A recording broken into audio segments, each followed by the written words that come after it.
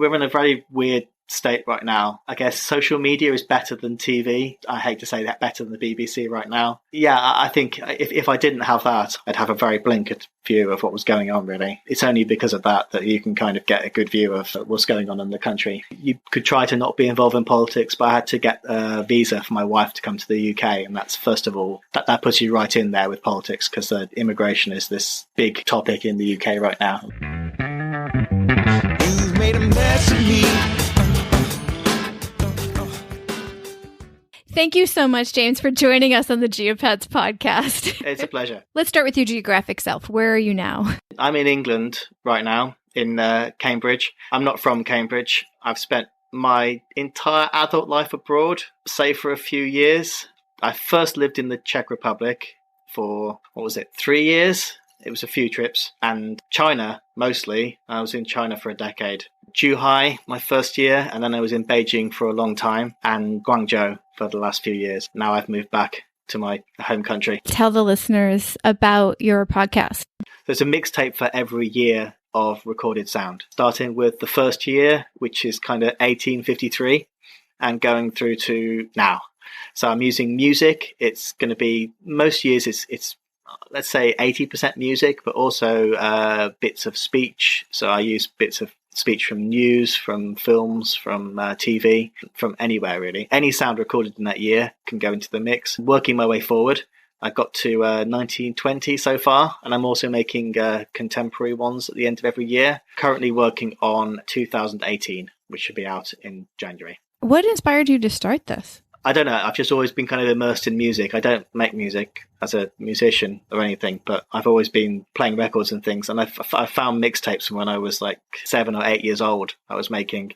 So I think it's kind of been something I've done all the time. And I had, I bought a computer when I was in Prague from a friend who was leaving, and it had a program called Cool Edit on there. And I started kind of making mixes in this program Cool Edit, which turned into Adobe Audition later. I got to Beijing, so this is like 2007. I started hearing some podcasts, and the podcast I was hearing is a music podcast where they played music. So I thought, okay, I can do that as well. And I started making, it was a previous podcast, it was called Last Night a DJ Killed My Dog. So they'd be on themes. So instead of by years, they'd be theme-based. And those are still all up on the internet. The same thing, but based around a theme. So the first one was like numbers and counting, like songs with numbers and counting in them. Second one was breakfast. It was like going through waking up and breakfast time. The thing in China is I was isolated from music. Like when I was in England and when I was in the Czech Republic, like music was what I did, going to see bands and knowing bands and there being like a music scene, especially when after I got married in China, there's nothing I could do or go to. So I had to kind of make something by myself. You know, there's always the internet. There's always people out there who want to hear stuff, even if you don't know anyone in your city. It's a way of connecting to people over music. You've got your internetness, your onlineness in the UK before you left. You know, my mother, well, she's retired now, but she's a computer science lecturer in a university.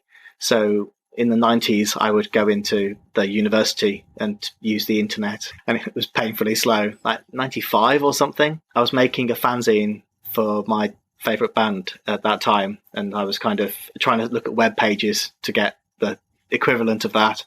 So I just, searched for my favorite bands, and stuff would come up. You'd sit there for 10 minutes watching the one page load. I remember those days. Just for a reference point, when did you leave the UK to go live overseas? What year was that? It was kind of 2001, let's say, although I came back and then I left for good in 2002. When did you return to the UK? How recent was that? 2016 is when we moved back to the UK. So we're basically talking about 2002 to 2016, it sounds like. Yeah, so like 14 years. When I was in Prague, I was just writing this blog all the time, and all my friends were kind of as well, but I was taking it more seriously. I was writing something every day. And there was a magazine called the Prague Compass, and they were just setting up. They just put out their first issue, and they said, we want an expat blogger to be our diary writer for the magazine. I was like, okay, I can do that. I didn't really have much work then, and I was technically homeless for about a month when I joined that. I say technically, I wasn't like sleeping in the streets or anything, But I didn't really have like a place to stay at that point. And I met the editor, and the owner really. I think he felt sorry for me and just gave me a job doing that for his magazine. Yeah, so I was running half of their website after a month or so because he didn't really know what to do with it. And so it was called PragueNet. And wow, was it mostly travel stuff? He was a businessy guy, and he wanted. It's awful to think about, but our main advertiser was basically a brothel in the magazine, and I would be writing these like funny reviews of things, and he's like, "No, that's not suitable. That's not going to go in there. That's not good." Write about like my friends' bars and strange music. And he's like, "No, we're a lifestyle magazine. I don't want that." So it didn't really work out in the end. When you were doing your live journaling, when you first got to Prague, what were you writing about on the blogs? Just everything happens to me day to day. It was such a big kind of adventure. It's kind of amazing time in my life. I just wanted to get it down because I'd always written like diaries. It was a bit self-indulgent, to be fair. It wasn't really. I wouldn't talk about anything apart from just what I was doing myself, basically. I never had any like journalism training, but I had to write articles about stuff. So I was kind of interviewing people. Like in the bar that I knew about a topic for the next month, things like that. So I had to kind of shift my ideas a bit. Yeah, 2002 is pretty early. Were you on a lot of websites or any forums or anything like that when you were first in the Czech Republic? Or actually any time during those 3 years in the Czech Republic? I don't know if it's still going. Expats.cz. That was the big site. And I met the guy who was running it. And there was a newspaper called the Prague Pill, which was for expats at that time. There was artist people. It was a really kind of artistic community there, but that didn't work in business terms. So it was kind of that newspaper folded kind of straight away. All the new stuff coming in was for the upmarket expat crowd. So especially that expats.cz website, he was trying to take the other side of it. And I've kind of found that throughout everywhere I've been, basically, that there's the arty community making stuff, and they are kind of, I don't want to say doomed to failure, but it's kind of sad. Those things always seem to fold, and it's the newspaper that's catering to the business people who've come over who've got like huge amounts of money to spend. That's who the advertisers want to get to. All the expat portals I've seen kind of seem to go in that direction sooner or later. Yeah, well, because they have to keep it going somehow. That must be why some folks are starting to do like Patreons and memberships and things like that in lieu of that advertising. I don't know if that's working any better. But you have a Patreon, don't you? I do, and I can actually get some money for stuff I've created, which is the first time since Prague, actually. That's a long time. I haven't been paid for writing or making anything. So when you went back to the UK in 2016, what was the most surprising difference that you found when you were doing stuff online? You know, the whole reverse culture shock thing. It does exist, and it is a big thing. And I'm trying to separate the online part of that. I stayed in touch on like WeChat for quite a while, and I didn't really get up to date with like apps and things here. I sent out messages saying, how does it work in England? What should I be on? And people were like, oh, Instagram these days. So I try to do it from time to time, but it's a hassle. You can't make links on there. I just want to link everything to my website. I don't want to be creating stuff for somebody else's website. That feels kind of annoying. I guess I've got into Twitter, although I hate it as well. I've created an account for my Centuries of Sound thing, and I like to go on there. I just follow sound engineers and podcasters, and it's lovely. And my normal Twitter is just there's a few arguments that have torn apart everyone I knew on there, and it's just like political arguments. Or something? Oh my gosh. Yeah, I mean, I have some friends who are transgender and some other friends who are kind of old school feminists who I guess you call them TERFs now. I was like, I'm not going to take a side. I'm just going to mute it. And of course, I had to take a side. Okay, I'm very out of touch. What in the world is a TERF? Trans exclusionary radical feminist. What the heck is that? Radical feminists who are against transgender people.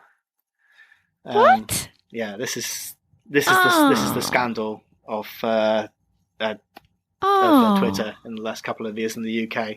Yeah, I know. That was the thing to adapt to. Was there's a lot of politics on every social media in the UK, and like even people you think are going to be friends are not friends with each other. yeah. I've heard about this a lot on Facebook where like family, friends, like people at a moment's notice, if something like this comes up, they're just like gone. There's been like a lot of political things like this. I fortunately, my family who are online all agree with me about most things politically, so it hasn't had to be any kind of, the online equivalent of the awkward Christmas or Thanksgiving kind of thing. Though I did have some from when I was traveling in various places. I went around Southeast Asia one time. I do the thing. I go to one city and I meet people in a hostel, and then I travel with them to the next city. So I have lots of friends from all over the world on Facebook and stuff from that. And especially, it was 2016, so there was Brexit, and then there was the US election in 2016.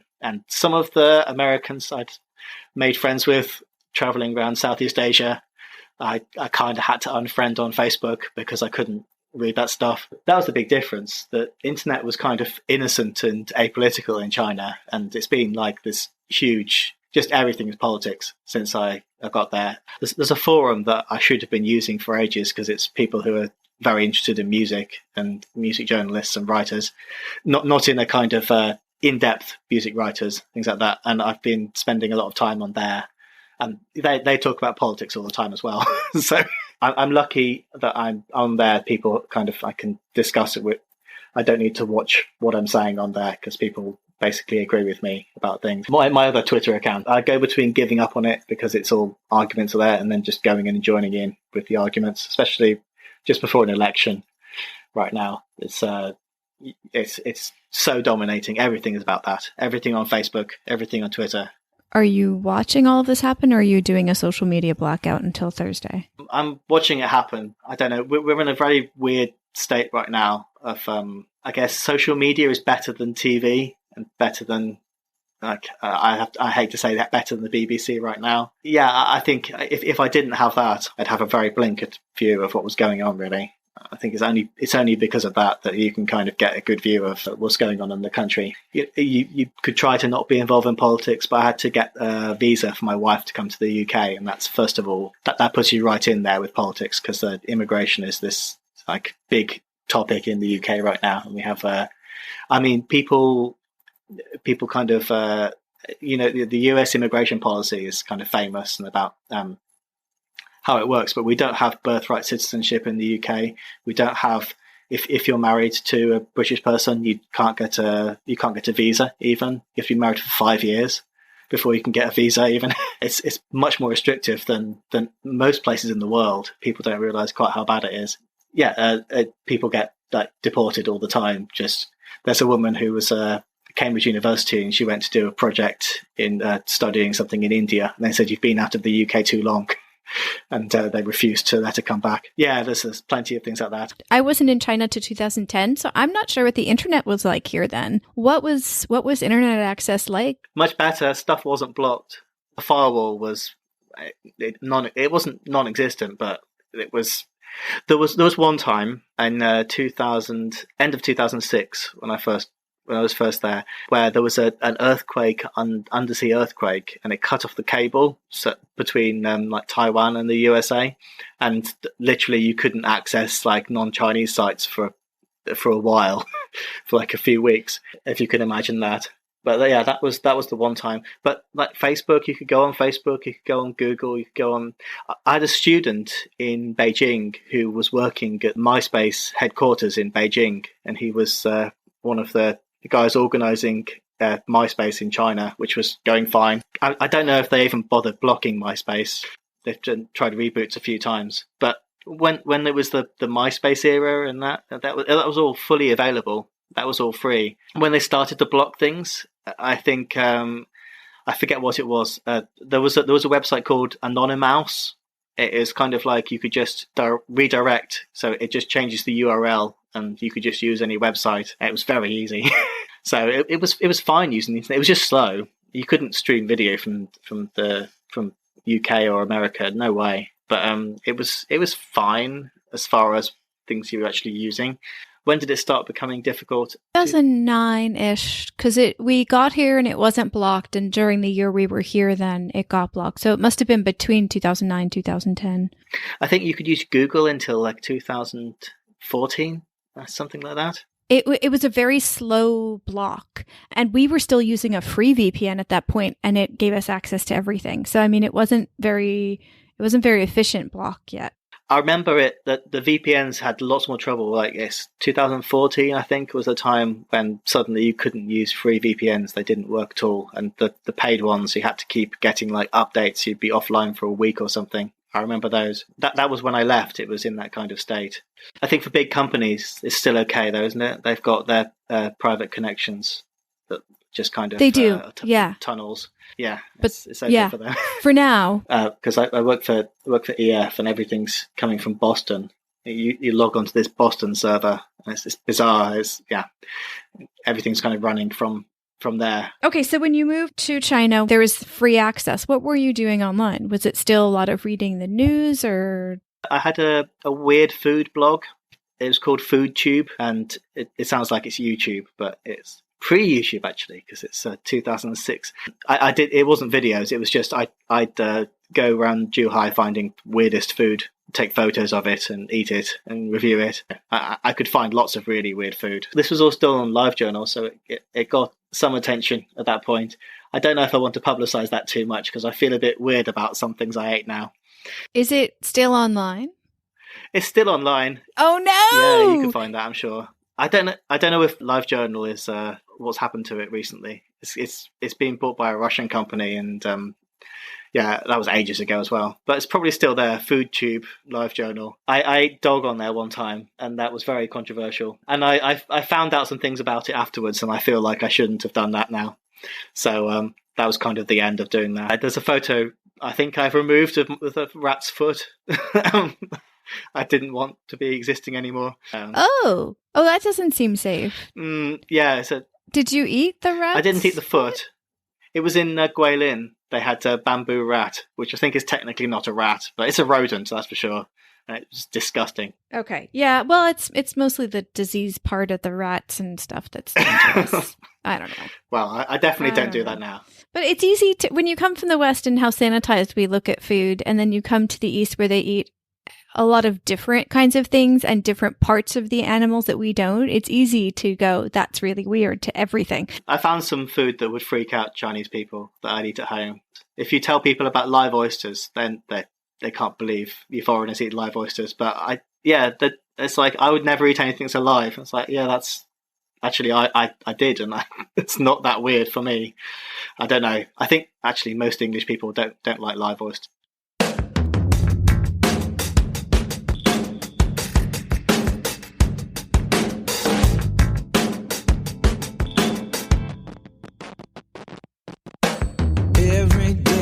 Working in, roll through streets, picking up garbage every day since I've been here with you, picking up knowledge, hauling trash to the yard, taking class at my college, very deep garbage heap, I can't sleep. You've made a mess of me. You've made a mess of me.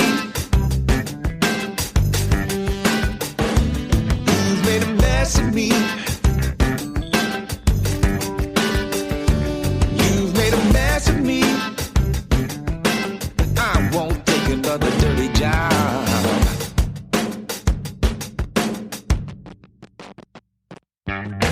Thought you were the kind of girl to take your tea out in the garden, spill your cup. Now I'm stuck cleaning up, begging your pardon. Your debris clear to me. Now my heart is starting to harden. Every drink makes me think of the stink. You've made a mess of me. You've made a mess of me. You've made a mess of me. You've made a mess of me. I won't take another dirty job.